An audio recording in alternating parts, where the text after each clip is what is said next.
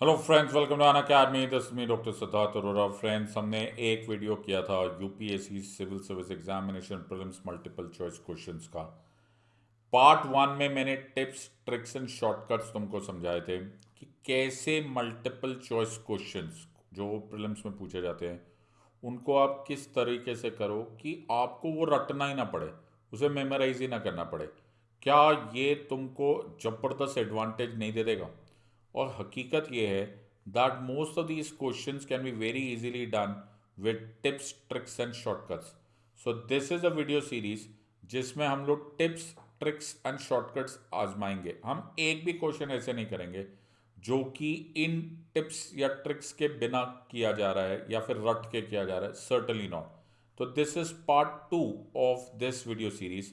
Part one हम लोग कर चुके हैं और इसमें मैं एक सम टोटल ऑफ क्वेश्चंस लेकर आ रहा हूं जिससे तुम्हें ग्रेजुअली ये आइडिया हो जाएगा कि मल्टीपल चॉइस क्वेश्चन करना कोई रॉकेट साइंस नहीं होता।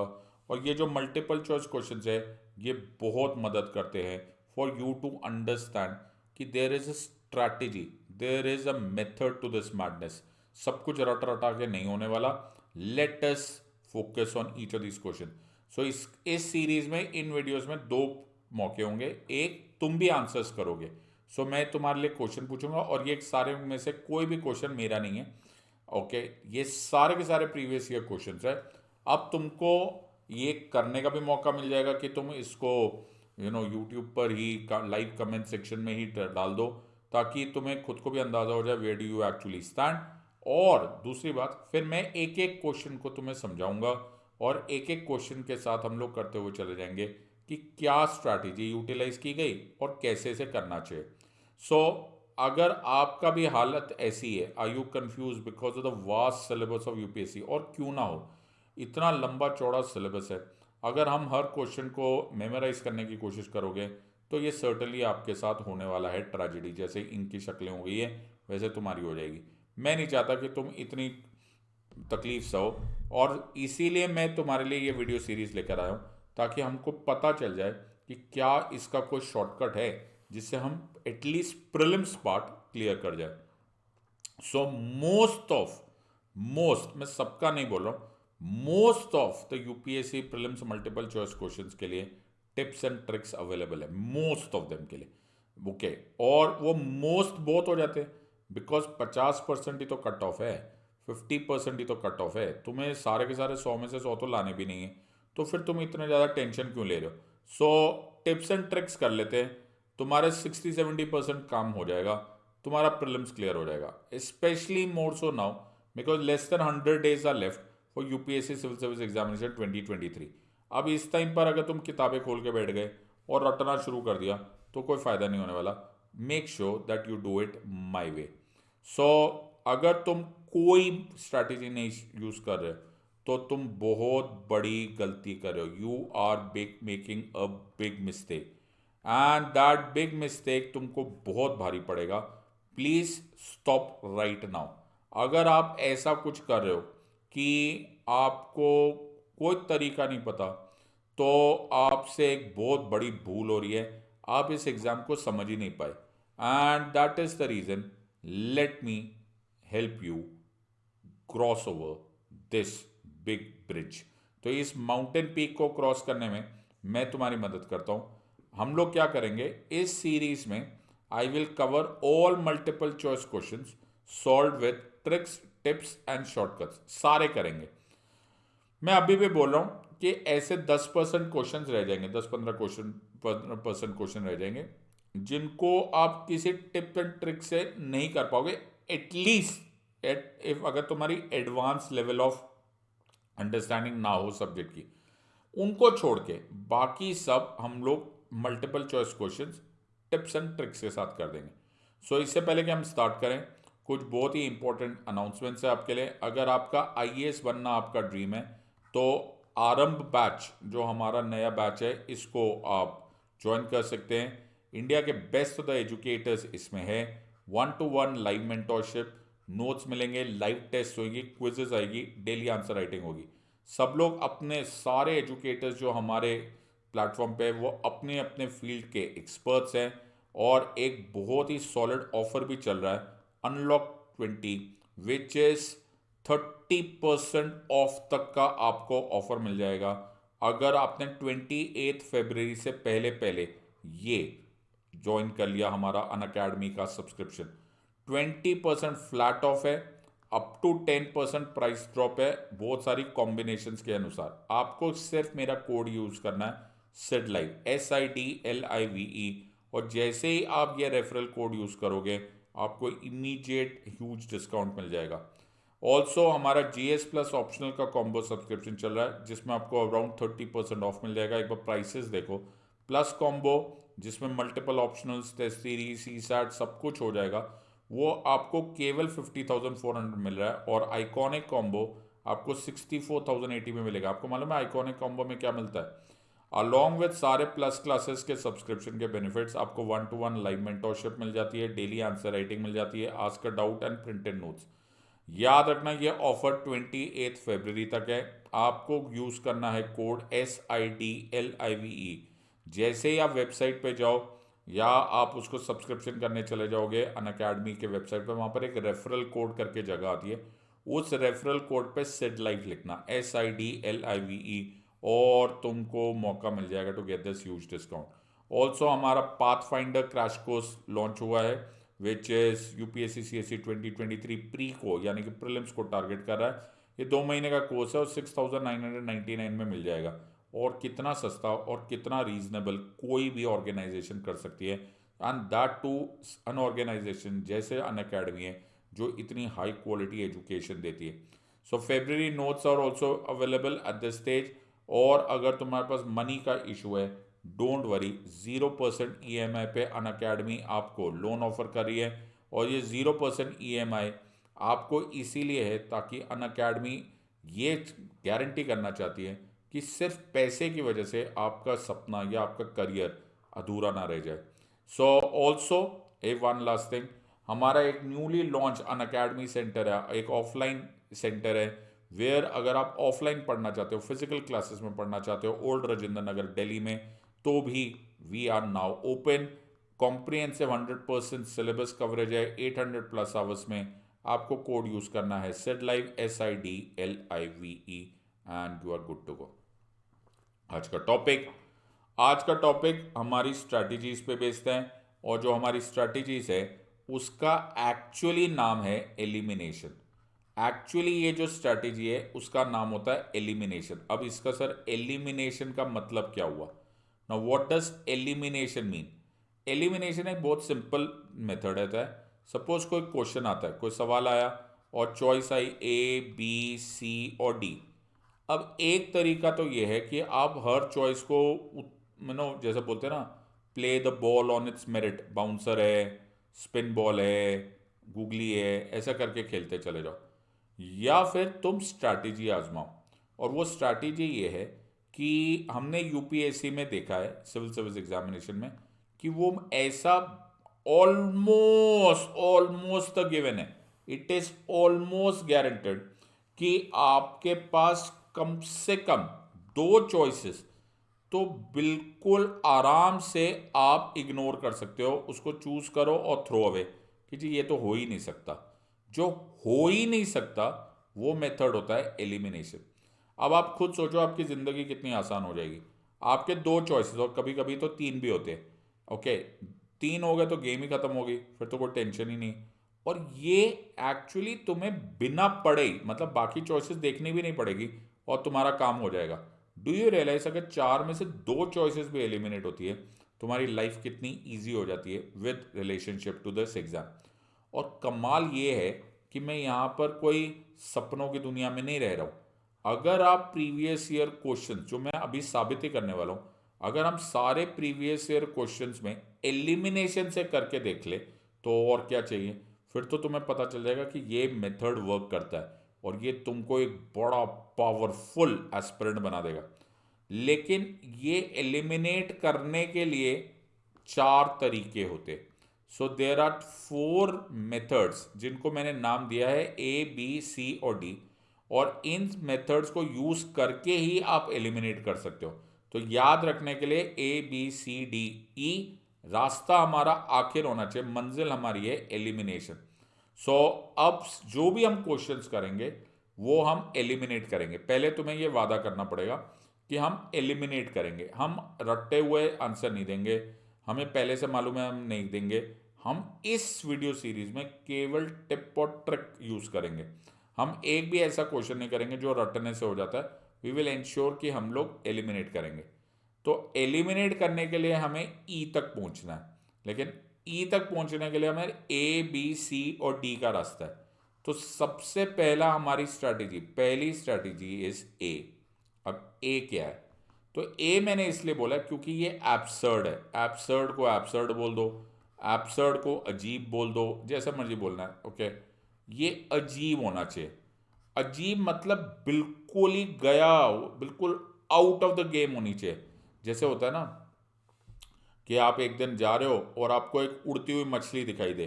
सर उड़ती हुई मछली, हाँ बड़ी अजीब होगी, बिल्कुल सही बात है, ये उतना ही अजीब होना चाहिए। Absolutely gone. Okay, when is Republic day celebrated? Sir choice number 1 26 January 1950, choice number 2 15 August 1947, choice number 3 5 अगस्त 2021। क्या है यार इतना अजीब? हाँ, इतना अजीब होना चाहिए, उसको बोलते हैं ए। ओके, तुम आराम से इसको एलिमिनेट कर पाओगे। दूसरा मेथड इज बेसिक्स। अब देखो इसको सीक्वेंस में जाना है, हमें ए बी सी डी अपनी मर्जी से नहीं करना। पहले ए को भुला दो कि जी ए मेथड नहीं वर्क करा, अब बी पे चलते। बी में आपने सिर्फ ध्यान देना है सब्जेक्ट के बेसिक्स पे। बेसिक्स का मतलब क्या होता है? बेसिक्स का मतलब होता है जो हमें स्कूल लेवल पे होना चाहिए। स्कूल लेवल, अब पता नहीं स्कूल के टाइम पर हमें स्कूल लेवल ना भी समझना है, बिल्कुल बेसिक। डेमोक्रेसी वर्ड सुना है? हाँ सर स्कूल में सुना है। रिपब्लिक वर्ड सुना है? हाँ सर रिपब्लिक स्कूल में सुना है। गवर्नमेंट वर्ड सुना है? हाँ सर गवर्नमेंट सुना है। पार्लियामेंट वर्ड सुना है? बिल्कुल सर। तो ये जो बिल्कुल स्कूल लेवल अंडरस्टैंडिंग है, वहां तक इसको इस्तेमाल करना है। ए अगर नहीं सक्सेसफुल हुआ तो बी पर जाना है, और अगर बी भी नहीं सक्सेसफुल हुआ तो जाना है सी पे। सी कॉन्सेप्ट है। कॉन्सेप्ट मतलब जो एडवांस लेवल पे, जो कॉलेज, सी से कॉलेज याद रख लो, जो कॉलेज या उसके आगे तुम्हें समझ में आने लगा। तो democracy is consent of the people, democracy is universal adult franchise. अरे यार ये तो भारी वर्ड्स हो गए। ये जो भारी वर्ड्स है ये सी यूटिलाइज करना है। मेरी बात बहुत ज़रूरी है, जो इस क्लास का बड़ा इंपॉर्टेंट कोर है। ए नहीं सक्सेसफुल हुआ तो बी पे जाना है, बी नहीं सक्सेसफुल हुआ तो सी पे जाना है। ए के साथ सारे स्ट्रेटेजी यूज नहीं करना होता, वो हलवा बन जाता है, उसका कोई फायदा नहीं होता, उसको करना नहीं है। और अगर सी भी नहीं सक्सेसफुल हो तो आपको डी पे जाना है, which is like debate and discussion. बहस का इशू है, ये क्या है? बहस का इशू है, बहस पे आएगा। हाँ जी, ये लिबर्टी होती है या नहीं होती, ये फ्रीडम होती है या नहीं होती, इससे जो कॉन्स्टिट्यूशन सुप्रीम कोर्ट ने बोला ये कॉन्स्टिट्यूशनल मोरालिटी है या नहीं। सर ये तो बहुत ही आगे की चीज़ है। हाँ, अब मज़े की बात यह है कि आपको बहुत कम क्वेश्चन डी कैटेगरी में मिलेंगे। आपको ज़्यादातर चीज़ें ए बी और मैक्सिमम सी तक ख़त्म हो जाएगा। लेकिन अगर कॉन्सेप्ट लगाने के बाद भी कोई मुद्दा ऐसा हो जो तुम्हें लगे कि यार ये तो बहस का मुद्दा है, तो डी पे जाना। अब तुम्हें समझ में आ रहा है इस स्ट्रैटेजी का मज़ा क्या है? इस स्ट्रैटेजी का मज़ा ये है कि तुम एक साथ सारे हथियार नहीं खोल देते, तुम एक साथ ही पूरा ढावा नहीं बोल देते, और इसी वजह से स्टूडेंट्स को पता ही नहीं चलता कि जी करना क्या है। वो जहाँ पर बेसिक लगाना होता है वहाँ पर कॉन्सेप्ट जितना दिमाग लगा रहे होते हैं, जहाँ पर अजीब होता है वहाँ पर वो डिबेट कर रहे होते हैं। और इसीलिए बहुत सारे लोग इतना कंफ्यूज हो जाते हैं कि वो या तो ओवर थिंक कर बैठते या फिर अंडर थिंक कर बैठते। जो डी का क्वेश्चन होगा वो बी सोच रहे होंगे, जो बी का क्वेश्चन होगा वो ए सोच रहे होंगे या सी सोच रहे होंगे या वॉट एवर। आइडिया यहाँ पर है कि तुम्हें धीरे धीरे इन वीडियोस को देखते जाना है, और जैसे जैसे हमारे ये सारे वीडियोस खत्म होंगे आपको ये रियलाइज हो जाएगा कि आप ऐसे स्पॉन्टेनियसली चूज कर लोगे कि ए कौन सा, बी कौन सा, सी कौन सा, डी कौन सा। चलो लेट अस स्टार्ट। अब कुछ बातें ये होती हैं जिनको आप थ्योरेटिकली नहीं समझा सकते। जैसे आप स्विमिंग नहीं सीख सकते, तैरना आप नहीं सीख सकते। स्विमिंग के लिए आप किताब खरीद के ले आओ कि जी मैं तो बहुत अच्छा स्विमर बनूंगा, ऑलराइट, और मैंने 4 किताबें पढ़ ली, कोई फ़ायदा नहीं होने वाला। कुछ चीज़ें करके देखनी पड़ती है, और वो करके ही देखनी पड़ेगी। सो लेट अस स्टार्ट दिस और अब तुम बस एक यकीन रखना, नंबर 1 कि ये स्ट्रैटेजी वर्क करती है, नंबर 2 कि तुमको इसको अपने मेथड में अपनाना है। आमतौर पे क्या होता है, हम जैसे चल रही होती है ना गाड़ी, हम वैसे ही गाड़ी चलाते हैं। जी ऐसे ही चल रही थी यार, ठीक ही चल रही, धक्के खा के चल रही है ना, बस चलने दो। सो वैसे नहीं करना है, हमको अब आजमाना है ये मेथड कि किस तरह से ये स्ट्रैटेजी आपको यूज करनी है। तो आपको कसम खानी है कि सर ए के बाद बी, बी के बाद सी, सी के बाद डी, और हम एलिमिनेट करके देखेंगे, वरना तुम ये मेथड सीख नहीं पाओगे और तुम पुराने रास्ते पर वैसे ही घूमते चले जाओगे। चलो एक क्वेश्चन करके देखते हैं, और याद रखना ये सारे के सारे प्रीवियस ईयर क्वेश्चंस है। ओके, तो ये जो प्रीवियस ईयर क्वेश्चंस है, ओके, वो इससे अच्छा सबूत और क्या होगा कि ये स्ट्रैटेजी वर्क करती है। सो लेट अस अंडरस्टैंड दिस। और पहला क्वेश्चन आता हुआ, number 1, consider the following statements. The Constitution of India defines its basic structure in terms of federalism, secularism, basic rights, and democracy. Number 2, Constitution of India provides for judicial review to safeguard the citizens' liberties and to preserve the ideals on which the Constitution is based. Which of these statements given above is or are correct? One only, two only, both one and two, or neither one nor two. तो मुझे उम्मीद है अब तुम इस question को बड़े ध्यान से देखोगे। 60 सेकेंड्स में दूंगा तुमको इस क्वेश्चन पे सोचने को, लेकिन याद रखना ये 60 सेकेंड्स में तुम्हें चिल्ला चिल्ला के नहीं याद करना है, तुम्हें 60 सेकेंड्स में ये मेथड यूज़ करना है। पहले ए देखो, पहले कुछ अजीब दिख रहा है इसमें? नहीं सर, ऐसा कोई उड़ती हुई मछली टाइप का कुछ नहीं दिख रहा, ये सारे भारी भरकम वर्ड्स लग रहे हैं। तो ये जायज़ वर्ड्स है ना, हाँ ये लीगल वर्ड्स हैं, हाँ सर ये सुने हुए वर्ड्स हैं, तो ये अजीब नहीं है। अब तुम्हें समझ में आएगा कि ए का मतलब क्या है। अब तुम्हें इसको देखना है बी और सी और डी। तो मैंने तुम्हें एक बार थोड़ी सी मदद कर दी है। ओके, अब तुम्हें आंसर देने के लिए रेडी हो जाना। 60 सेकेंड्स है तुम्हारे पास, उसमें से 15 सेकेंड निकल चुके हैं, 45 सेकेंड्स बाकी है। The constitution of India defines it's basic structure in terms of federalism, secularism, fundamental rights and democracy. Constitution of India provides for judicial review to safeguard the citizens' liberties and to preserve the ideals on which the Constitution is based. Statements above or is or are correct. अब तुम्हारे पास बच गए हैं around 15 second. सोच समझ बोलो, ये ए नहीं है, तुम्हें एलिमिनेट करना है। One only, two only, both one and two, और नाइदर वन नॉट टू, और 5 सेकेंड और बाकी है, और चेक करने के लिए रेडी हो जाना। और answer of course is B. तो पहले तो अपने आप को मार्क्स दे दो। ओके, अगर तुमने ये ठीक कर दिया है तो +3 दे देना अपने आप को, और अगर रॉन्ग किया है तो -1 कर देना, और अगर तुम अनअटेम्प्टेड छोड़ रहे हो और तुम अटेम्प्ट ही नहीं कर पाए तो 0 कर देना। पहले तो ऐसे कर लो ताकि तुम्हारे पास मार्क्स आते रहे, और लास्ट में हम आपके मार्क्स भी देखेंगे। लेकिन अभी हमारा है +3 -1 0, तो हमारा आंसर बी है। पहले अपने आंसर लिख लो, और आंसर के अनुसार हमारा 2 ओनली है। अब इसको कैसे समझा ना, सबसे इंपॉर्टेंट पॉइंट यहाँ पर है कि हमारा ये ए नहीं है, लेकिन ये बड़ा ही इंटरेस्टिंग बी है। तो ये बी कैसे, बेसिक्स कैसे? बेटा इतना सबको पता होना चाहिए कि जो बेसिक स्ट्रक्चर है, basic structure of the constitution of India, यहाँ पे क्या है, यहाँ पे वर्ड क्या था, constitution of India basic structure. Constitution of India का basic structure constitution of India ने नहीं दिया था। कॉन्स्टिट्यूशन ऑफ इंडिया का बेसिक स्ट्रक्चर को किसने डिफाइन किया था? ये जिसने एक बार भी पॉलिटी पढ़ी है उसको एक जजमेंट याद आ रही होगी, और वो जजमेंट है Kesavananda Bharati versus union of और state of Kerala. Rather Kesavananda Bharati versus state of Kerala 1973 में, ये जो बड़ा फेमस केस है, इस केस में सुप्रीम कोर्ट ने एक नया डॉक्ट्राइन दिया था, एक आइडिया दिया था, और वो सुप्रीम कोर्ट ने basic structure, essential features of the constitution बताए थे, और सुप्रीम कोर्ट ने उसमें कुछ एग्जाम्पल्स दिए थे, जैसे federalism, secularism, fundamental rights, democracy etcetera. वैसे भी फंडामेंटल राइट्स तो एज अ होल है भी नहीं बेसिक स्ट्रक्चर, तुम ऐसे भी इसको इग्नोर कर सकते थे।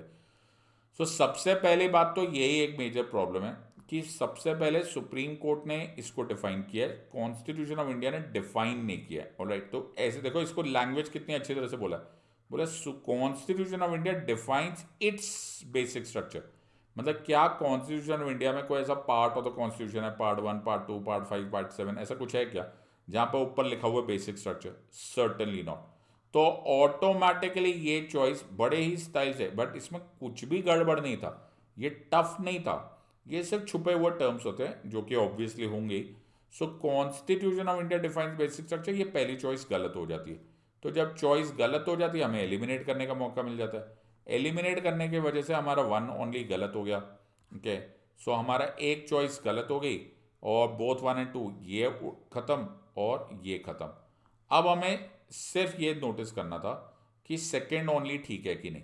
The constitution of India provides for judicial review to safeguard the citizen liberty and to preserve the ideals on which the constitution is based. या जब हम लोगों ने बेसिक स्ट्रक्चर पढ़ा था, जब हम लोगों को ये पता है कि एक आर्टिकल 13 है और एक आर्टिकल 368 की लड़ाई चल रही है, पूरा का पूरा बेसिक स्ट्रक्चर किस बात पे चल रहा था कि कौन सा आर्टिकल ज़्यादा स्ट्रॉन्ग है, आर्टिकल 13 ज़्यादा स्ट्रॉन्ग है कि आर्टिकल 368 ज़्यादा स्ट्रॉन्ग है। जब हमको ये बात पता चल गई तो आर्टिकल 13 की तो बात मालूम ही होगी ना। आर्टिकल 13 एक्चुअली क्या प्रोवाइड करता है? सर वो प्रोवाइड करता है जुडिशियल रिव्यू। ओके, तो ऑटोमेटिकली कॉन्स्टिट्यूशन ऑफ, तो पूरी कहानी मुद्दा ही इस बात पे था कि बेसिक स्ट्रक्चर डॉक्ट्राइन का कि 13 और 368 का। अब इसमें एक आध और क्वेश्चन आ सकता है अब लगे या तो मैं तुम्हें ये भी बता देता हूँ। तो एक क्वेश्चन और आ सकता है, याद रखना इंडिया में कॉन्स्टिट्यूशन ऑफ इंडिया में प्रोवाइड तो ठीक है, लेकिन कॉन्स्टिट्यूशन ऑफ इंडिया में एक्सप्रेसली नहीं लिखा होता जुडिशियल रिव्यू। एक्सप्रेसली मतलब ऐसे क्लियर शब्दों में जुडिशियल रिव्यू नाम का कोई वर्ड लिखा हुआ नहीं है। ओके, ये याद रखना। तो हमें वो अंडरस्टैंड होता है फ्रॉम आर्टिकल 13, लेकिन ऐसा एक्सप्रेसली जुडिशियल रिव्यू नाम का शब्द कहीं नहीं लिखा हुआ। It is very very important कि तुम इस बात को रियलाइज कर लो। तो अब तुमने नोटिस किया कितने आराम से हम सेकेंड स्ट्रैटेजी नंबर 2 यूज करेंगे, और स्ट्रैटेजी नंबर 2 को यूज करते हुए हम सिर्फ बेसिक्स का इस्तेमाल किया, हमने कोई हेडेक नहीं की। We have not done it at all. हमने इतना कुछ मुश्किल काम नहीं किया, एक छोटी सी बात थी बेसिक स्ट्रक्चर की और उसी को हमने आजमा लिया और उसी के बेसिस पे हमने आंसर दिया। अब देखते हैं दूसरा क्वेश्चन। तो तुम्हारे +3, -1 और 0 को देख लो और अब gate ready for the second one. मैं इसको रिमाइंडर देते हुए तुम्हें बताऊंगा ताकि तुम इसको जाने मत देना। याद रखना अगला क्वेश्चन भी ऐसे बिल्कुल जंप मत करना। ए पहले यूज करना, फिर बी, फिर सी, फिर डी। ये आदत बनाने से बनेगी, ऐसे अचानक होगा नहीं। तो A followed by B followed by C followed by D will lead to E. तो ये तुम्हें मेथड बनाना पड़ेगा। अगर तुमने सारा मेथड कराने के बावजूद भी, उसके बावजूद तुमने अपना ही मेथड यूज किया तो कुछ सीख नहीं पाओगे। एक क्वेश्चन और करते। One common agreement between Gandhism and Marxism, one common agreement between Gandhism and Marxism is A. The final goal of a stateless society, B. The class struggle, C. Abolition of private property, D. Economic determinism। तुम्हारे पास है 60 seconds answer देने के लिए, ready हो जाओ और answer दो। बहुत ध्यान से, भाग दौड़ नहीं करनी है, आराम से। पहले देखो इसमें कुछ ए बी सी डी में से कौन सी चीज फॉलो हो रही है। सो इस क्वेश्चन में कैसे करोगे? One common agreement between Gandhism and Marxism, तुम्हारे पास है 60 सेकेंड्स, सोच के देखो आंसर तुम कर पा रहे हो या नहीं कर पा रहे हो। One common agreement between Gandhism and Marxism is final goal of stateless society, class struggle, abolition of private property, economic determinism. Question को ध्यान से करो, you will be able to answer this. तुम्हारे पास बच गए हैं अबाउट 15 सेकेंड, फटाफट आंसर दो। ए बी सी और डी, बट इसको रट्टा हुआ आंसर मत देना। मेक श्योर जो भी आंसर दो वो ए बी सी डी मेरी स्ट्रैटेजी के अनुसार दो। Alright, and the time is up and the answer is A. तो पहले अपने आप को मार्क्स दे देना, that is very important. +3 for a correct answer, -1 for a wrong answer and 0 if you have left it unattempted. So इसमें आपने क्या स्ट्रैटेजी की? देखो ये क्वेश्चन अगर तुम ए ढूंढने जाओ जी, अजीब चीज़ है, कोई अजीब चीज़ नहीं है। पहली बात है, आप जब गांधीज्म एंड मार्क्सिज्म वर्ड यूज़ कर रहे हो तो तुमको पूरी गांधीयन आइडियोलॉजी और मार्क्सिस्ट आइडियोलॉजी से रिलेटेड क्वेश्चन आया, तो ऑटोमेटिकली ये अजीब तो हो नहीं सकता।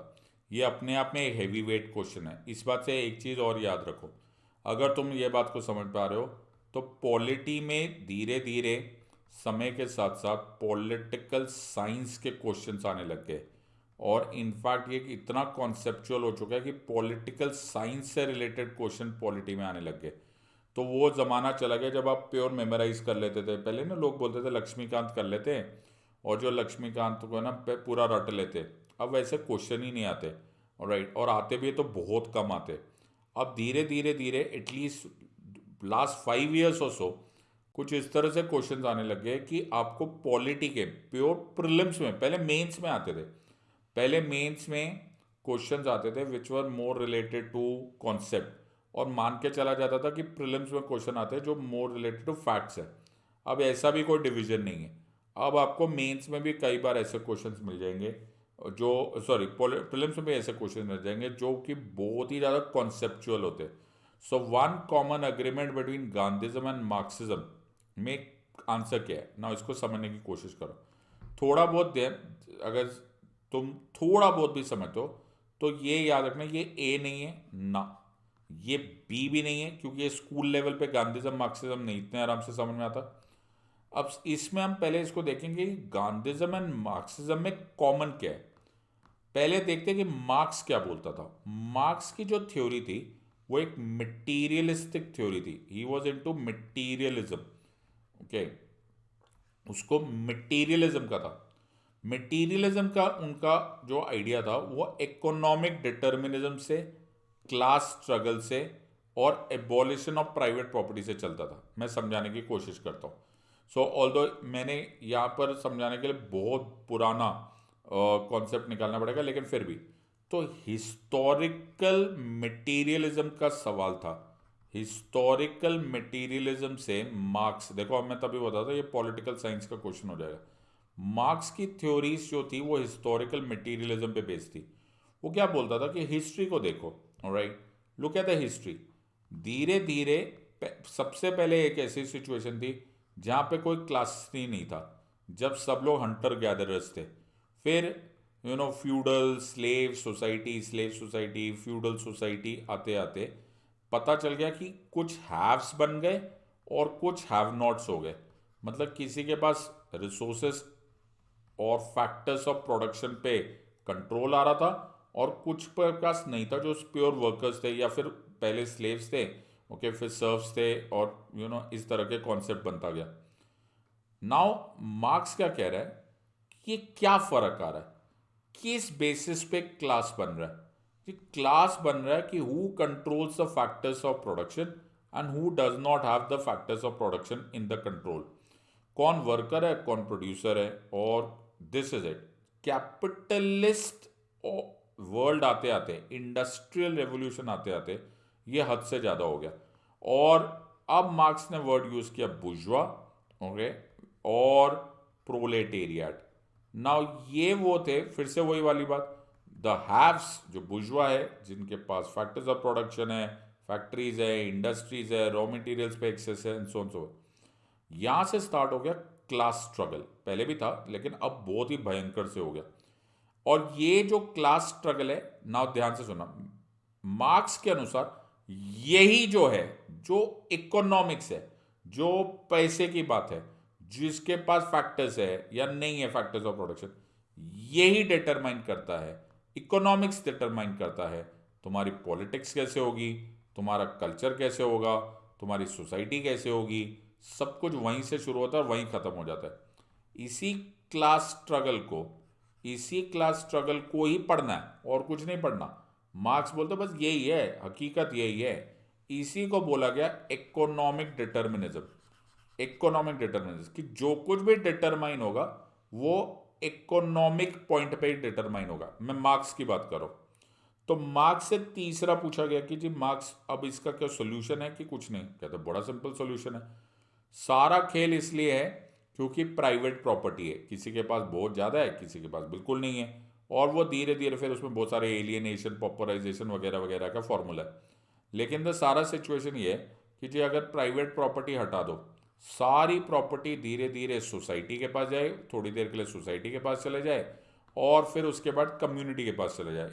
इसलिए उसने वर्ड यूज किया communism, communist manifesto, communism, finally end of all arguments, communism. तो इसको जो नफरत थी वो इस बात से नफरत थी कि ये जो बुर्जुआ है, ये जो हैव्स है, ये हैव्स इसलिए पावरफुल हो रहे, या फिर ये इस तरह की एक्सप्लॉयटेशन इसलिए कर पा रहे क्योंकि स्टेट इसको सपोर्ट करता है। तो ये बोलता था state is hand in glove with the bourgeoisie. इस बेसिस पर जब मार्क्सिज्म की बात हो रही है तो मार्क्सिज्म बोलता था स्टेट को हटा दो, स्टेट हटा दो, कम्युनिज्म ले आओ, कहानी खत्म। इनफैक्ट मार्क्स का जो सबसे बड़ा खतरनाक सिचुएशन था वो ये बोलता था कि वायलेंट स्ट्रगल भी अलाउड है। तभी उसके पॉइंट होते थे, you know that you workers of the world unite, you are nothing to lose but your change. तो वो तो मार्क्सिस्ट तो रेवोल्यूशन को या फिर ब्लड को या वायलेंस को भी एक्सेप्ट कर लेता था। अब यहां तक मुझे जो समझ में आ रहा है, अब मैं इसी चीज को गांधी जी के मेथड से बोल रहा हूं। मुझे नहीं लगता कि उन्होंने कभी भी अबॉलिशन ऑफ प्राइवेट प्रॉपर्टी या इकोनॉमिक डिटर्मिनिज्म या फिर class struggle on the basis of exploitation इस तरह से कभी भी बोला। लेकिन गांधी जी ये जरूर बोलते थे कि स्वराज होना चाहिए, finally power should go back to the people. और उसमें जो पीपल है, फिर उसके बाद एक्चुअली, ध्यान से सुनना, वर्ड सही है, मार्क्स भी बोल रहे स्टेटलेस हो जाओ society, stateless society. Gandhi ji भी बोल रहे कि यार फाइनली स्टेट की जरूरत ही नहीं है, क्योंकि लोग ही वाइज है, स्वराज करेंगे, और ये लोग ही वाइज है जो ये एस्पेक्ट को कर लेंगे कि बिना स्टेट के भी हमारी सोसाइटी चलती रहेगी।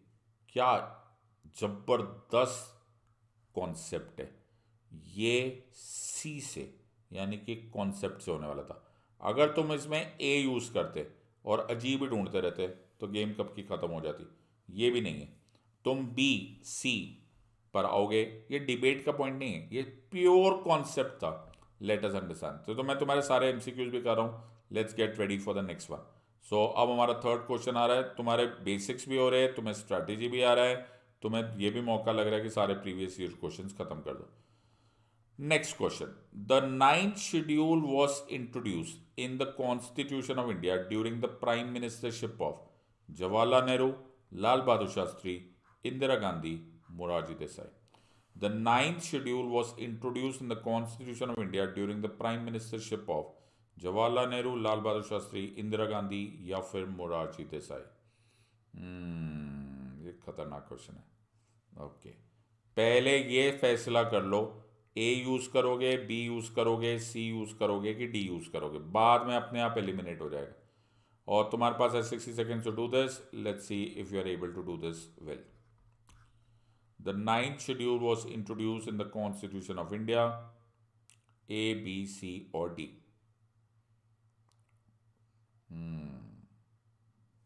तुम्हारे पास बच गए हैं अभी 15 more seconds.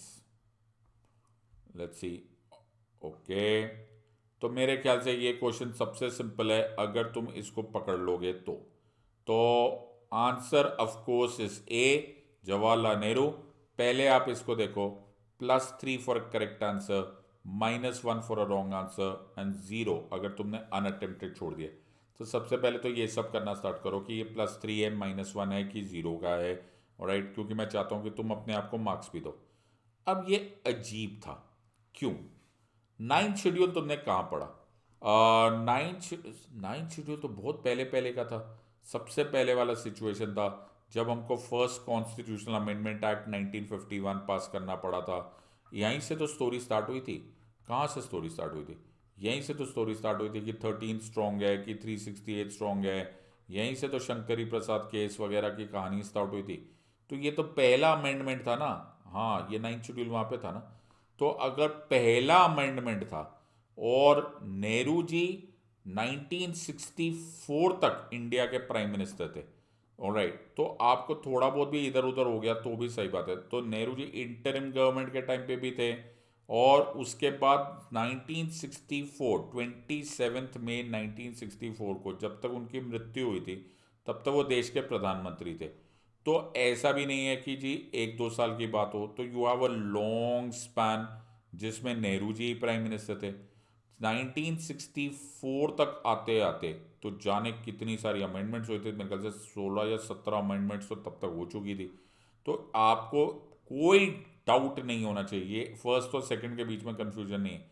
तो ये ऑटोमेटिकली एक अजीब सा थॉट प्रोसेस है।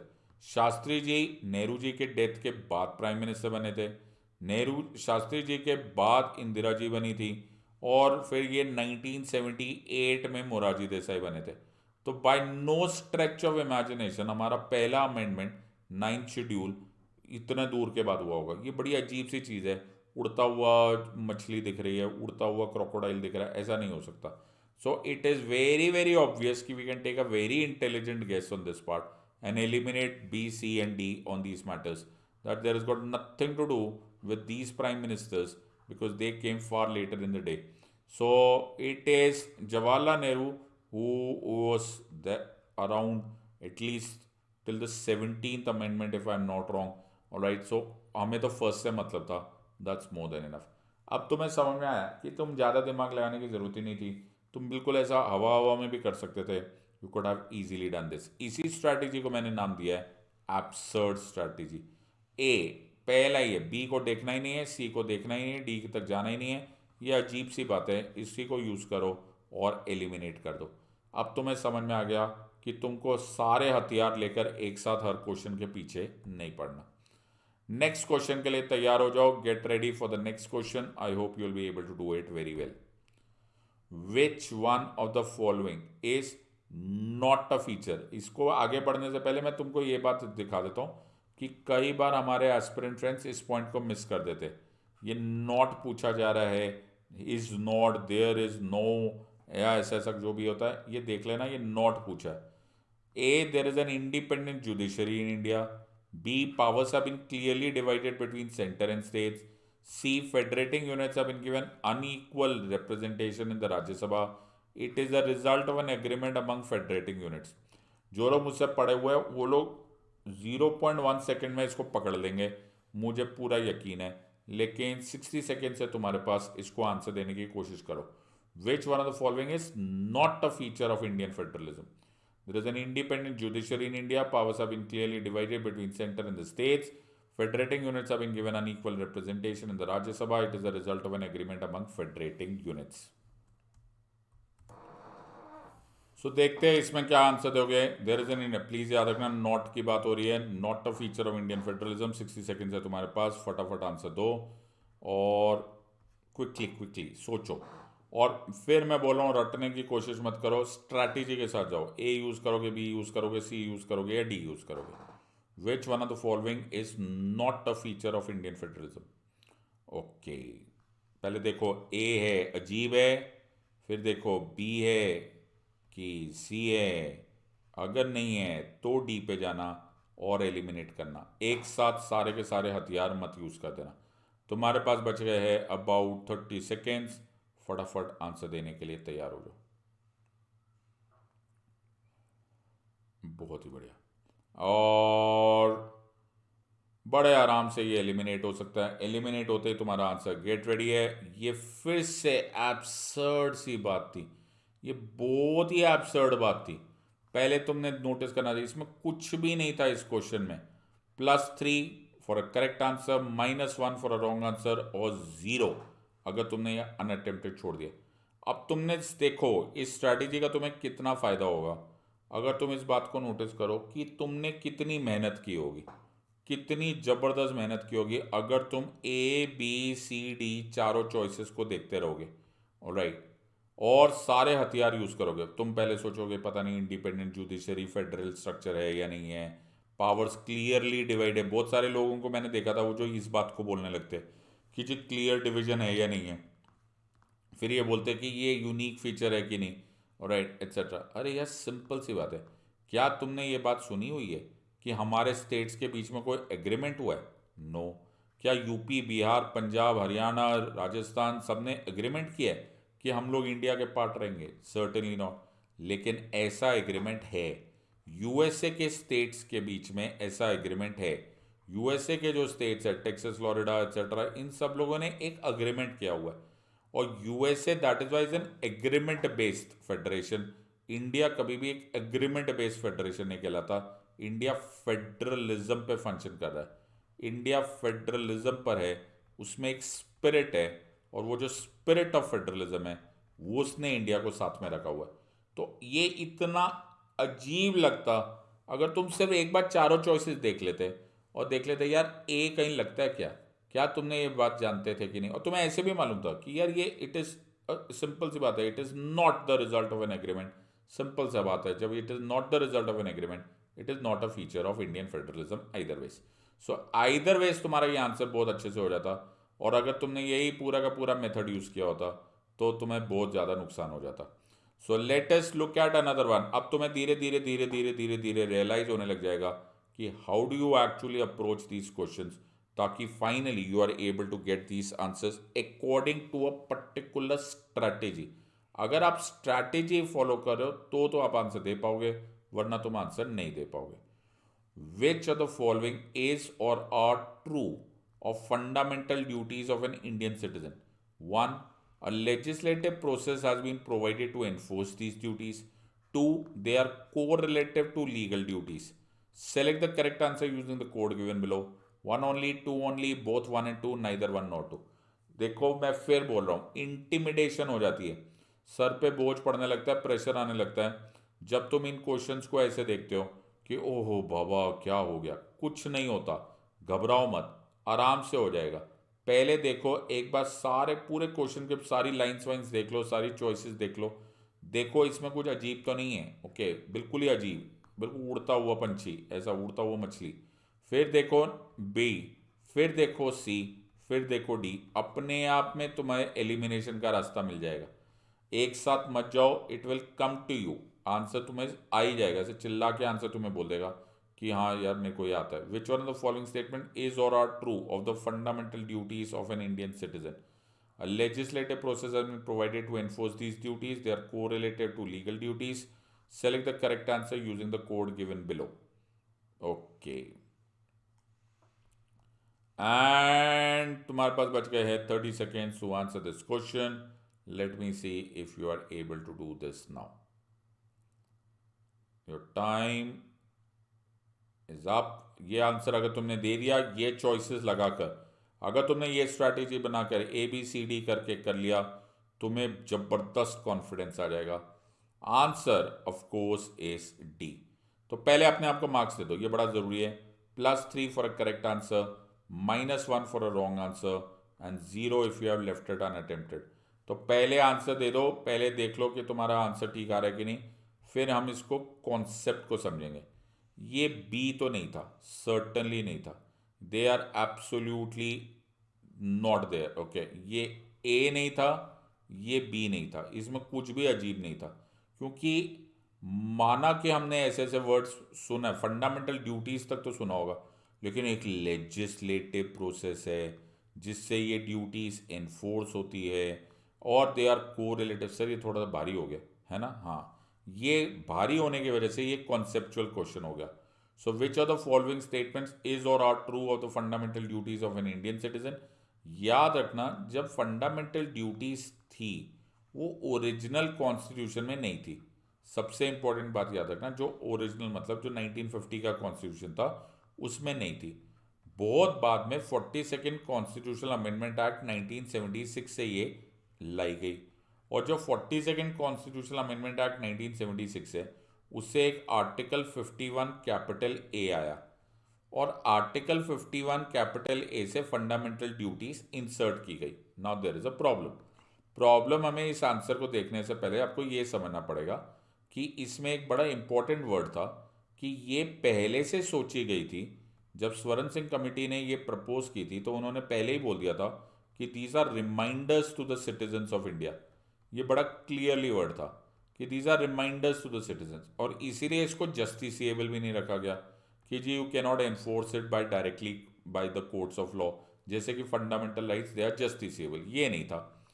तो यहाँ पर जब रिमाइंडर्स है तो एक्चुअली सिंपल सी बात है, they can not be enforce through the courts of law, तो एक कोई लेजिस्लेटिव प्रोसेस है ही नहीं, ये रिमाइंडर्स थे, राइट। तो आपने जो article 51 capital A B C D E F G H I J K तक किया हुआ है, to uphold the national sovereignty unity integrity of India, okay, ये सी हो गया for example, to respect national flag national anthems etcetera, A हो गया, B to cherish noble ideals, B C sovereignty unity integrity, D to render national services and defend India when called upon to do so, and so on and so forth। इस तरह से जैसे जैसे आप जाते जाओगे। अब ये इसमें कोई लेजिस्लेटिव प्रोसेस नहीं, ये रिमाइंडर्स है, ओके। ये मॉरली तुम्हारे ऊपर है कि करना चाहिए सिटीजन्स ऑफ इंडिया। फिर एक और ख्याल ये आता है, ओके, कि they are correlative to legal duties. ये क्या बात हुई? Okay, this is certainly not that. जब लॉ ही नहीं है तो फिर इसमें क्या एस्पेक्ट है? तो ये ऑटोमेटिकली गलत हो जाता है, एंड दैट इज वाई ये बिल्कुल ही अजीब है। ये कॉन्सेप्चुअल क्वेश्चन है और ये एब्सोल्युटली तुम कर सकते थे अगर तुम इस पर ए और बी हटा देते, फिर तुम सोचने लगते कि जी फंडामेंटल ड्यूटीज ये जस्टिसेबल तो नहीं है, इतना तुम्हें पता चल जाएगा। सो get ready for the next question. मुझे उम्मीद है तुम इस क्वेश्चन का आंसर दे पाओगे। Let us see if you can do this. Which of the following is or are not among the fundamental duties of citizens laid down in the Indian constitution. अब इसको फिर से आया फंडामेंटल ड्यूटीज। अब तुम notice करो, मैं तुमको अलग अलग तरीके से सेम टॉपिक्स बता रहा हूं। Which of the following is or are not among the fundamental duties of citizens laid down in the Indian constitution? A, to preserve the rich heritage of our composite culture. B, to protect the weaker sections from social injustice. C, to develop the scientific temper and spirit of inquiry. D, to strive towards excellence in all spheres of individual and collective activity. अब इस question को answer देते time ही तुमको समझ में आ रहा होगा कि तुम्हें ए यूज करना है, बी यूज करना है, सी यूज करना है कि डी यूज करना है। इसको मुझे मेहनत करने की जरूरत ही नहीं पड़ेगी। ए और बी और सी और डी ये तुमको खुद ही सोच समझ में आ जाएगा कि तुम्हें क्या यूज करना है। You will be able to get down to the बिल्कुल brass tacks just looking at the question. अब तुमको ऐसे इमीडिएटली समझ में आ जाएगा कि नहीं यार ये क्वेश्चन नहीं है भाई, इसमें ऐसा अप्रोच करना है। ये जब जैसे ही तुम्हें आने लग गया समझ लेना तुम्हारे अच्छे दिन आ गए। अब तुमको क्वेश्चन समझ में आ गया and now you can get it. तुम्हारे पास 30 सेकेंड से फटाफट आंसर दो, ए बी सी और D, and let's see if you are able to use this strategy and answer. Answer तो बहुत लोग दे देंगे, लेकिन are you able to use this strategy and answer this question? तो बहुत ही आनंददायक स्थिति हो जाएगी। So let us see this, और आंसर बहुत ही मजेदार है। Answer is B. तो बहुत ही इंटरेस्टिंग क्वेश्चन था, right. +3 for a correct answer, -1 for a wrong answer, and 0 if you left unattempt. अब यहां पर एक मेजर गड़बड़ है। ज़्यादातर जो एस्पिरेंट्स है ना वो मुझसे पूछते हैं लेकिन वो करते नहीं हैं। मैं उनको कई बार बोलता हूँ कुछ चीज़ें प्योर मेमोराइजेशन बेस्ड है, कुछ कॉन्सेप्चुअल बेस्ड है। जहाँ कॉन्सेप्ट करना है वहाँ पर कॉन्सेप्ट आना चाहिए, इन एंड आउट आना चाहिए। और जहाँ कॉन्सेप्ट नहीं लगाने का, जहाँ पर नहीं समझ में आ रहा और जहाँ पर रटना है, जैसे सो कॉल्ड पता ही होना चाहिए, you have to know ad verbatim, you have to memorise it, वहाँ पर मेमोराइज करना भी बनता है। So which of the following is or are not among the fundamental duties of citizens laid down in the Indian constitution? तो वो answer बिल्कुल simple से तुम आंसर दे सकते थे। और ये आंसर कैसे तुम इसको करोगे? To preserve the rich heritage of our composite culture, ये एक फंडामेंटल ड्यूटी है, the 6th fundamental duty. To protect, अच्छा अब 2 मिनट के लिए इसको छोड़ते हैं। To develop scientific temper and spirit of inquiry, ये 8th फंडामेंटल ड्यूटी है, ये भी हमको मालूम होना चाहिए, एच जिसे बोला जाता है। To strive towards excellence in all spheres of individual and collective activity, ये 10th फंडामेंटल ड्यूटी है, यानी कि जे। तो ये हमारा फंडामेंटल ड्यूटी है। तो देखो एक तरीका है, या तो ये पढ़ लो कि तुम्हें सारे फंडामेंटल ड्यूटीज मालूम हो, ये बेसिक्स है, ये तुम्हें आना ही चाहिए। यू जस्ट कैन नॉट से कि मैंने तो पढ़ा ही नहीं था, ये तुम्हें आना ही चाहिए। अगर तो तुमको ये आते हैं तो fine, and you can get into the business right now. अब बहुत सारे लोगों को ये लग रहा है to protect the weaker sections from social injustice. अब कमाल की बात है, देखो एग्जाम में कितने अच्छी तरह से तुम्हें टेस्ट कर लेता है कि तुम्हें मेमोराइज है, ये रट्टा हुआ है, समझा हुआ है या नहीं हुआ। ये भी कुछ किसी को तो कुछ करने को बोला जा रहा है, लेकिन ये तुम्हें नहीं बोला जा रहा है, ये स्टेट को बोला जा रहा है कि तुम बचाओगे वीकर सेक्शंस को फ्रॉम सोशल इनजस्टिस। और ये आर्टिकल 46 का है। तो आर्टिकल 46 का जो इंपोर्ट है ये डीपीएसपी है, directive principles of state policy है। ये तुम्हारी फंडामेंटल ड्यूटी की बात नहीं हो रही। Constitution of India weaker section से को सोशल इनजस्टिस से बचाने का काम दे रहा है to the state, and this is how you understand the question. इसलिए बोलते हैं devil lies in the detail. आपको पढ़ना पड़ेगा, डिटेल में पढ़ना पड़ेगा, और ये इतना इंटरेस्टिंग होता है। आई एम श्योर कि जिस तरह से मैं पढ़ाता हूँ, और तुम्हें ऐसा कई बार लग रहा होगा कि मैं बार बार ये बोलता हूँ, because I know what is the requirement of this exam. और ये बेसिक लेवल था, इसमें तुम कोई हेडेक करने की या बहस करने की या कॉन्सेप्ट लाने की जरूरत नहीं थी। बड़े आराम से ये एलिमिनेट हो सकता था। Let's get ready with the next question now. So let's see ऐसे ही मेथड यूज करके तुम अगला क्वेश्चन कर पाते हो या नहीं कर पाते। Under the constitution of India one of the following is not a fundamental duty. A to vote in public elections, to develop scientific temper, to safeguard public property, to abide by the constitution and respect its ideals. कमाल question है। Okay, तुम notice करो कि तीसरा लगातार question ऐसा आया है जो कि फंडामेंटल ड्यूटी से रिलेटेड है, और यही हम लोग को समझना होता है। Then you have to understand कि आपको अगर एक टॉपिक भी ढंग से आता है ये, और ये तुम नोटिस करो ये अलग अलग साल के प्रीवियस ईयर क्वेश्चंस होंगे, ऑब्वियस बात है। सो तुम्हें अगर एक टॉपिक भी अच्छे से आता है, कितने बार यूपीएससी उनको रिपीट करता है। So under the constitution of India which one of the following is not a fundamental duty?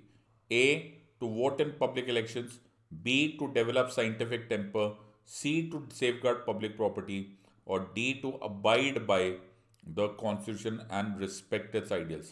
So तुम्हारे पास बच गए हैं 30 सेकेंड्स, आंसर देने की कोशिश करो, और ऐसा मुझे उम्मीद है कि तुम इसका आंसर दे पाओगे विथ मच ईज, कोई खास प्रॉब्लम नहीं हो रही। सो let us do this question now.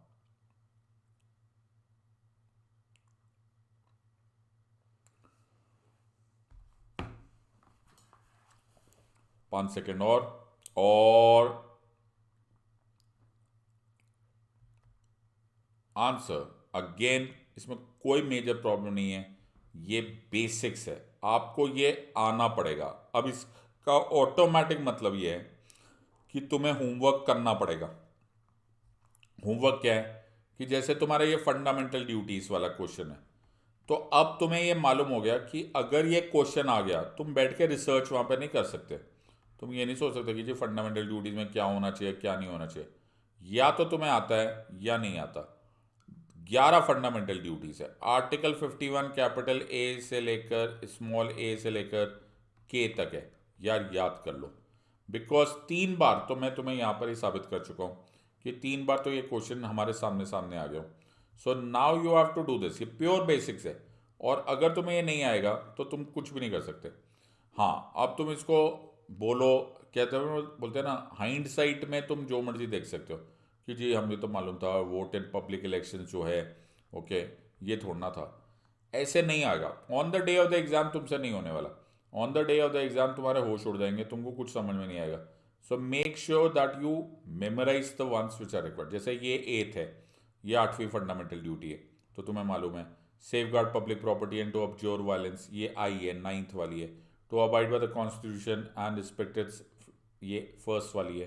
तो ये तुम्हें like the drop of a heart, at the drop of the heart मालूम होना चाहिए, और ये तुमको ईजी होना चाहिए।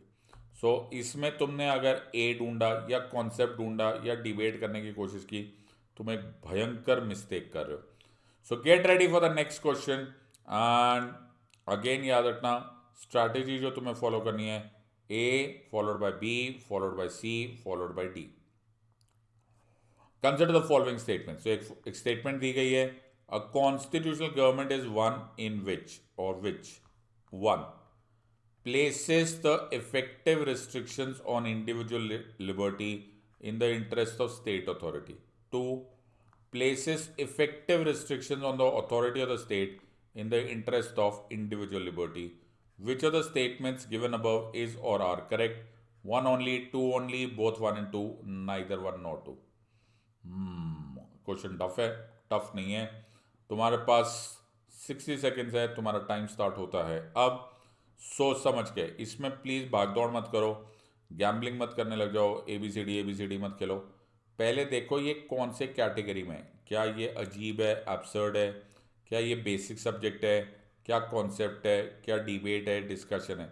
जब तक तुम ये चारों नहीं करोगे, तुम्हारे लिए हमेशा मल्टीपल चॉइस क्वेश्चन एक चैलेंज बना रहेगा कि पता नहीं क्या कैसे करना होता है, और तुम्हें ऐसा लगेगा यार देखते किस करवट ऊंट बैठता है, और that is not how you crack this exam. तुम्हें इतनी एंग्जाइटी होगी on the day of the exam कि यार पता नहीं क्या पूछ लेने वाले। ऐसे मत करो।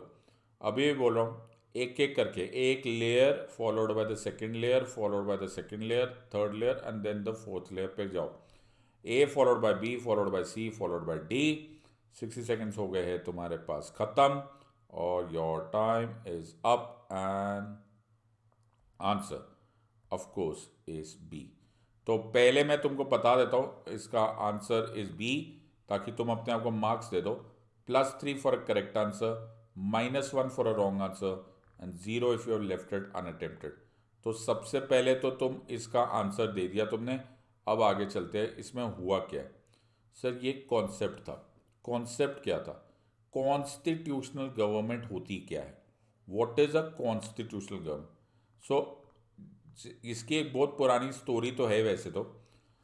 जब यूनाइटेड स्टेट्स ऑफ अमेरिका ने अपना पहला, यूएसए ने अपना पहला कॉन्स्टिट्यूशन बनाया, तो वो दुनिया का पहला रिटन कॉन्स्टिट्यूशन था। उस कॉन्स्टिट्यूशन के बारे में थॉमस जेफरसन की एक बड़ी फेमस स्टेटमेंट है।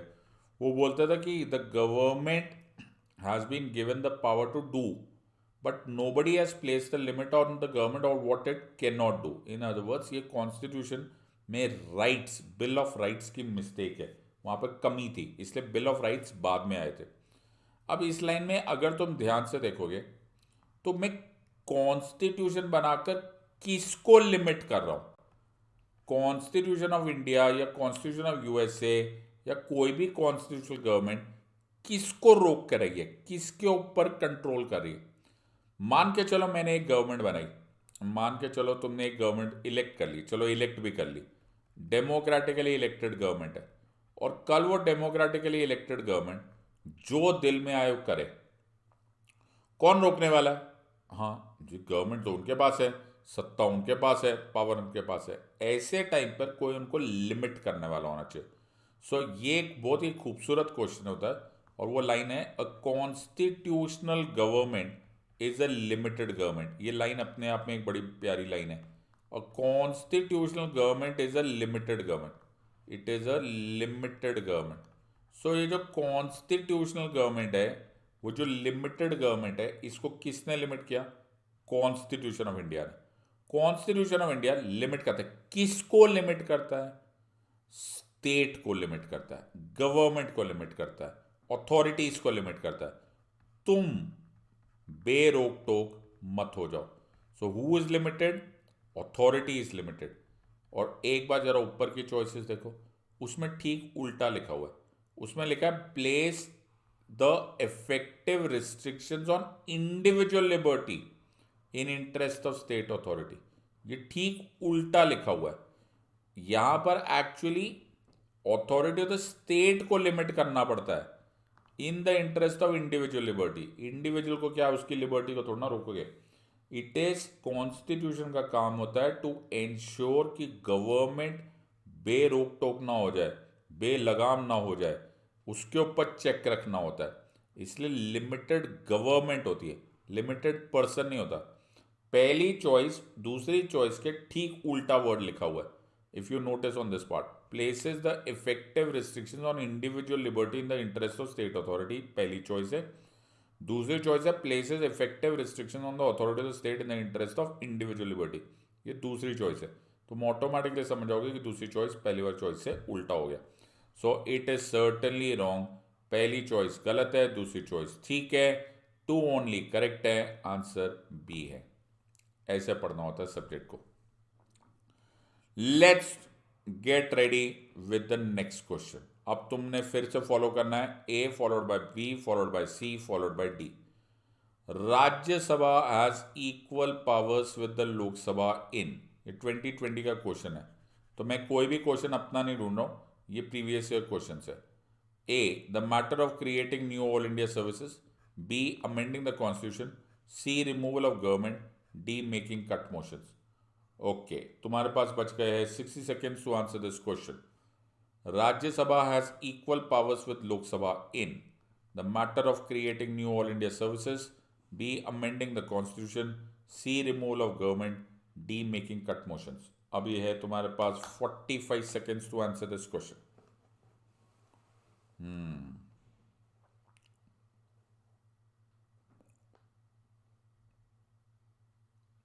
बहुत ही बढ़िया.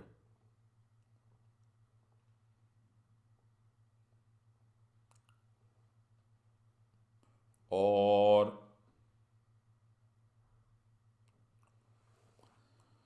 The time is up. Almost up. 12 second रह गए. मैं तुम्हें एक एक सेकेंड में से गिन के दे रहा हूं, क्योंकि एग्जाम लाइक सिनेरियो में भी ऐसा ही तुम्हें पता पड़ना चाहिए. ओके,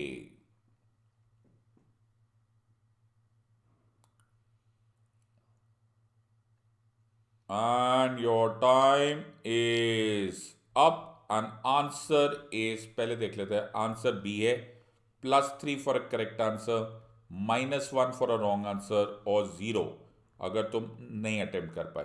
तो अपने आप को मार्क्स देते रहो और पहले का सारा हिसाब करते चले जाओ कि तुम्हारे पहले का क्या सिचुएशन चल रही थी. अब इसको आंसर को देते हैं कि इसमें गड़बड़ क्या है. नाउ द सिचुएशन यहां पर यह है कि राज्यसभा जो है वो लोकसभा से ज्यादातर केसेस में सेम है. तो ये कॉन्सेप्ट है. ये ज्यादातर मतलब in most the cases Rajya Sabha is equal to Lok Sabha, but there are certain differences. तो हमें कुछ कॉन्सेप्ट मालूम होने चाहिए. सबसे पहले मालूम होना चाहिए कि अगर कोई न्यू ऑल इंडिया सर्विस बननी है तो उसका जो रेजोल्यूशन है या उसका जो मोशन है उस पर पहले बहस राज्यसभा में होगी. Rajya Sabha must approve such a formation of all India services. अब इसमें ये एक तरह से हम बोल सकते हैं कि राज्यसभा, ऐसा अजीब सा है बट फिर भी बोल सकते हैं कि Rajya Sabha slightly higher powers than Lok Sabha, और rather it is given preference because all India services से रिलेटेड कोई भी motion will be introduce first in Rajya Sabha. दूसरी बात देखते हैं. अब दूसरी बात यह है कि रिमूवल ऑफ द गवर्नमेंट. अब जो गवर्नमेंट को रिमूव करने का मतलब हो गया no confidence motion. So no confidence motion का काम राज्यसभा नहीं करता. नो कॉन्फिडेंस मोशन लोकसभा में rule 198 of rules of procedure conduct of business के अनुसार it is only to be moved in the Lok Sabha. इसका राज्यसभा से कोई लेना देना नहीं है. सो इसको भी हटा के यहाँ पर देख लेते हैं. तो क्या मैं इसमें थोड़ा सा उल्टा बोल सकता हूं? मैं बोल सकता हूं Lok Sabha has got slightly more higher role than Rajya Sabha. फिर है मेकिंग कट मोशंस. अब जब कट मोशंस है तो ये voting on demand of grants की बात हो रही है. ओ, ये तो बजट के टाइम की बात हो रही है. Very good. तो voting on demand of grants में कभी भी राज्यसभा का रोल नहीं होता. It goes straight to the Lok Sabha. So Lok Sabha के पास यहां से फिर से राज्यसभा से ज़्यादा पावर आ रही. तो अगर या तो मैं कॉन्सेप्चुअली देखूं कि इन तीनों को देख लिया तो राज्यसभा और लोकसभा में इक्वल पावर्स नहीं है. ऐसा नहीं मैंने बोला कि ज़्यादा या कम, मैंने बोला इक्वल नहीं है.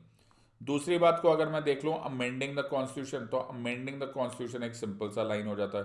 हाँ सर, दोनों में कॉन्स्टिट्यूशनल अमेंडमेंट बिल किसी भी हाउस में इंट्रोड्यूस हो सकता है. Right, it can be introduce in the Rajya Sabha also, it can be introduce in the Lok Sabha also. दूसरी बात है दोनों में सेम मेजोरिटी. राइट, वही 2/3 present and voting plus absolute majority. और दोनों में इक्वल है, इन अदर वर्ड्स कि दोनों को सेपरेटली पावर दिया गया है कि अलग अलग पास करो, और इसमें जॉइंट सेशन का कोई रोल ही नहीं है, तो फिर ऐसा भी कुछ नहीं है कि नंबर की किसी को फायदा होता है या नुकसान होता है. So there is no joint session. Either ways इसका ऑटोमेटिक मतलब है लोकसभा और राज्यसभा के पास under article 368 amending the constitution की पावर सेम है. अब जब भी कॉन्सेप्ट वाला क्वेश्चन आया, इसका मतलब है वो तुम्हारा पूरा का पूरा सब्जेक्ट टेस्ट कर लेंगे कि जी तुमको आता है या नहीं आता. सो अगर नहीं आता तो तुम इसके बारे में कुछ नहीं कर सकते, कोई इलाज ही नहीं. राइट. बट ये स्ट्रैटेजी से ये फायदा हो जाता है कि आपको ये पता चल जाएगा व्हाट नॉट टू डू, कि जी पहले पहले या पहले तुक्के मार ले कि पहले रटने वाला टॉपिक है कि कॉन्सेप्चुअल है कि डिबेट एंड डिस्कशन है. Let's look at another question. A parliamentary system of government is one in which A. All political parties in the parliament are presented in the government. B. The government is responsible to the parliament and can be removed by it. The government is elected by the people and can be removed by them. D. The government is chosen by the parliament but cannot be removed by it before completion of a fixed term. तुम्हारे पास है 60 seconds. तुम अगर एक साथ चारों choices को देखकर अगर तुम अपना ही जुगाड़ करने लग जाओगे तो गड़बड़ हो जाएगा. सिंपल सी बात है, पहले ए देख लो नहीं चल रहा, फिर बी देख लो नहीं चल रहा, फिर सी देख लो नहीं चल रहा, फिर डी देख लो नहीं चल रहा, तब जाकर आंसर आएगा ई पर. Right. This is the only way of doing this part. तुम्हारे पास रह गए हैं अभी about 40 seconds. The parliamentary system of government is one in which all political parties in the parliament are represented in the government. The government is responsible to the parliament and can be removed by it. The government is elected by the people and can be removed by them. The government is chosen by the parliament but cannot be removed by it before the completion of a fixed term. बहुत ही बढ़िया. अब तुम्हारे पास बच गए हैं 20 seconds.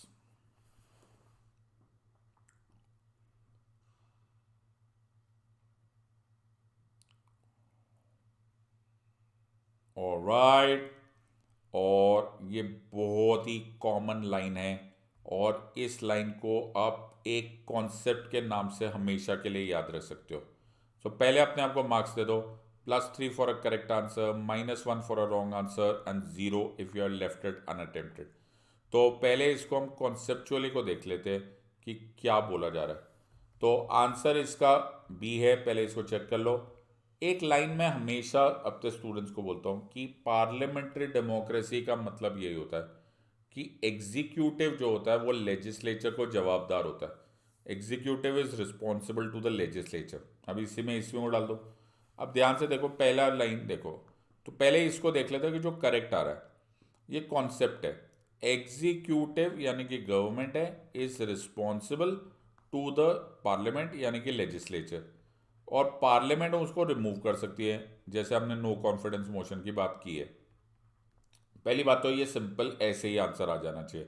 तो जो लोग मुझसे पढ़े हुए हैं उनको तो ज़्यादा इस सब में ज़्यादा हेडेक होगी नहीं. लेकिन मैं दूसरी बात भी बोलता हूँ कि 2 सेकंड के लिए सोचो तुम्हें नहीं मालूम है, तो बाकी सारी चॉइसेस को तुम ठंडे दिमाग से करोगे तो तुम्हारा आंसर भी आ जाएगा.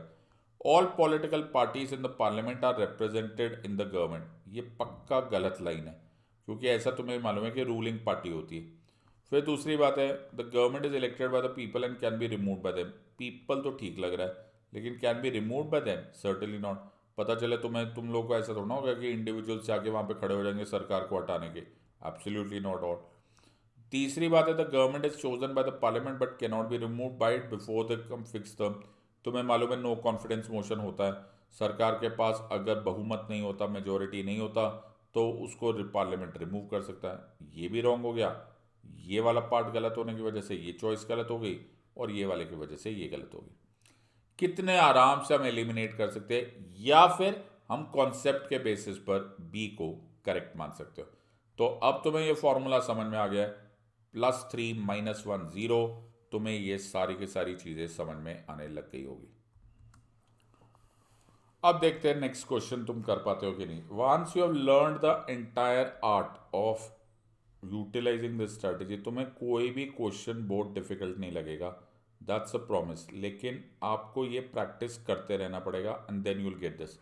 सो we'll do the next question here. Right to privacy is protected as an intrinsic part to right to life and personal liberty, which are the following in the Constitution of India correctly and appropriately imply the above statement. Article 14 and the provisions under the 42nd Amendment to the Constitution. Article 17 and the directive principles of the state policy in Part 4. Article 21 and the freedoms guaranteed in Part 3. Article 24 and provisions under the 44th Amendments to the Constitution. लो जी, तुम्हारे पास 60 seconds है, फटाफट answer दो. Right to privacy, right. और इससे तुम्हें एक चीज़ और याद रहेगी कि सुप्रीम कोर्ट की जजमेंट्स तुमको कैसे याद करनी होती है. So right to privacy is protected as an intrinsic part. और आंसर देने के लिए रेडी हो जाओ.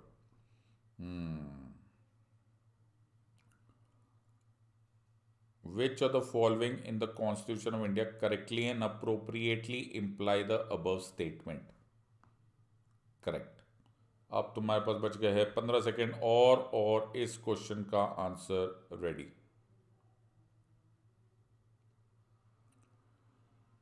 And let's go now.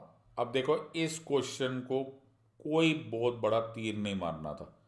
ये जो इतना वर्डी क्वेश्चन बना दिया, ओहो ये है वो है फलाना है ढिमकाना है 40 सेकेंड है, वो सिर्फ तुमको कंफ्यूज करने का एक रास्ता था, एक तरीका था.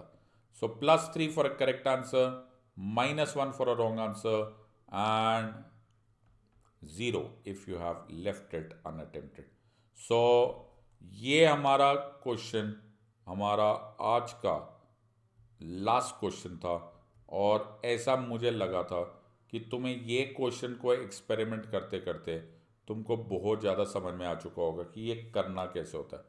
So right to privacy is protected as an intrinsic part of right to life and personal liberty. अगर मैं इसको देखो, इसको कितने आराम से बेसिक से किया जा सकता था, कोई बड़ी बात नहीं थी. 2 मिनट के लिए इसको छोड़ दो, बाकी सब भी छोड़ दो. क्या हमें इतना नहीं पता होता कि article 21 is right to life and personal liberty. तुम बोलते हो कि यूपीएससी का एग्जाम बहुत टफ होता है. मैं पूछता हूँ कहाँ टफ होता है? सामने सामने पूछा हो जाता है right to life and personal liberty. अब उसके बाद बोला which are the following in the constitution of India correctly and appropriately imply the above statement. क्या इसमें कोई भी कंफ्यूजन छोड़ा है? 14 right to life and personal liberty नहीं है. 17 life right to life and personal liberty नहीं है. 24 नहीं है. हमें मालूम है 14 equality before law and equal protection of laws है. 17 एबॉलिशन ऑफ अनटचेबिलिटी है. 24 का चिल्ड्रन उसको एक्सप्लॉयटेशन से बचाना है. ये 21 है. और हमको ये 100% मालूम है. ये कितनी सारी लाइंस को अगर मैं इसको ऐसे ही बोल दूं कि अगर मैं इस क्वेश्चन को सिंप्लीफाई कर दूं या फिर मैं इसको स्कूल लेवल पे बना दूं, तो मैं बोलूं विच of the following articles of the constitution of India deals with life and personal liberty, तब तुम सब लोग आंसर दे दोगे, बिकॉज ये तो आर्टिकल 21 है. लेकिन तुम नोटिस करो यूपीएससी एग्जामिनर उसको एक गोल रिडल में बना देता है एंड डिस्ट्रॉयस इट. इसी को तब किया जा सकता है जब तुम ABCD का फॉर्मूला यूटिलाइज करो, अदरवाइज तुमसे ये आंसर नहीं होगा. So I hope you have enjoyed this, right. हम लोग ऐसे और बहुत सारे सीरीज करते चले जाएंगे. We'll keep on doing this part. तुम्हें धीरे धीरे धीरे धीरे प्रैक्टिस बनती जाएगी. You will be able to understand इन क्वेश्चंस को करना कैसे होता है.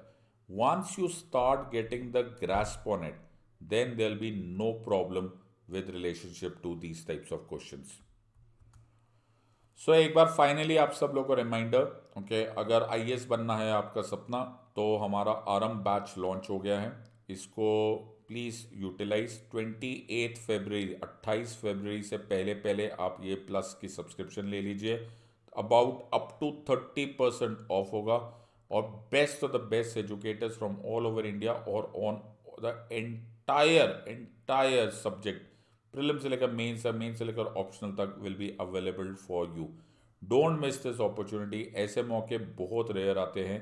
एंड उसी के साथ साथ we have many offers which are combination GS plus optional combo subscription plus combo subscription.